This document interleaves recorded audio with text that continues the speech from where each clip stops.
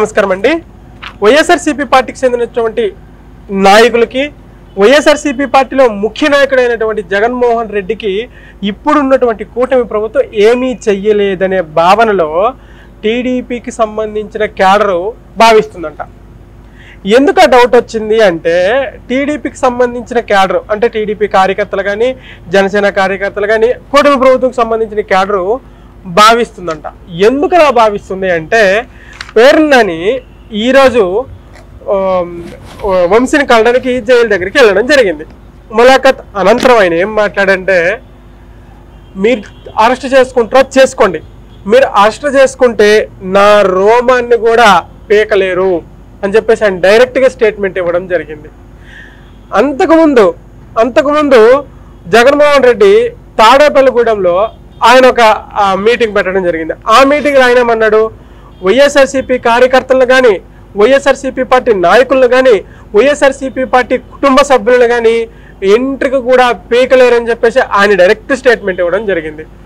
కొడాలి నేను మొన్నటికి మొన్న ఏం మాట్లాడిండు, 3 కేసులు కాకపోతే 30 కేసులు పెట్టుకోండి ఏమవుతుంది అని చెప్పేసి ఆయన మాట్లాడడం జరుగుతుంది. అసలు ఈ నాయకులకి అందరికీ, వైఎస్ఆర్సీపీ పార్టీకి సంబంధించిన ఈ నాయకులకి అందరికీ ఇంత ధైర్యం ఎక్కడి నుంచి వచ్చింది?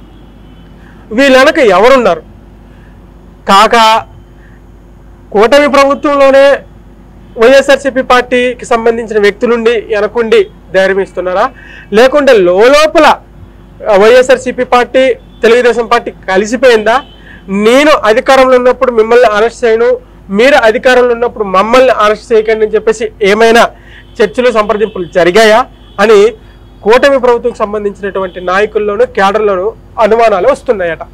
అయితే ఇక్కడ ప్రధాన పాయింట్ ఏంటంటే, దీన్ని మరికొంతమంది రాజకీయ విశ్లేషకులు ఏమంటున్నారయ్యా అంటే, ఇది మేకపోతు గాంభీర్యం అని అభివర్ణిస్తున్నారు. అంటే ఎక్కడ భయపడితే ఎక్కడ అరే కేసులు పెడతారేమో, ఎక్కడ కొంచెం లొంగిపోతే వైఎస్ఆర్సీపీ పార్టీలో ఉన్నటువంటి మరికొంతమంది నాయకులు భయపడి పార్టీని ఫిరాయించే అవకాశాలు ఉన్నాయి, పార్టీని మారిపోయే అవకాశాలు ఉన్నాయి, కాబట్టి మేకపోతు గాంభీర్యం ప్రదర్శిస్తున్నారని చెప్పేసి కొంతమంది రాజకీయ విశ్లేషకులు చెప్తున్నారు.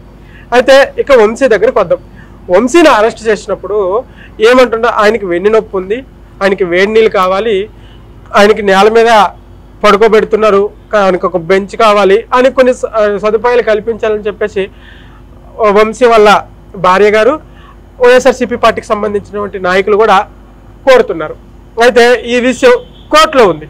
సో కోర్టు ఏమి నిర్ణయిస్తే ఆ నిర్ణయానికి ఎవరైనా కట్టుబడి ఉండాల్సిందే. ఒకవేళ కోర్టు ఏమని చెప్తే సచ్చినట్టు ఇవ్వాలి.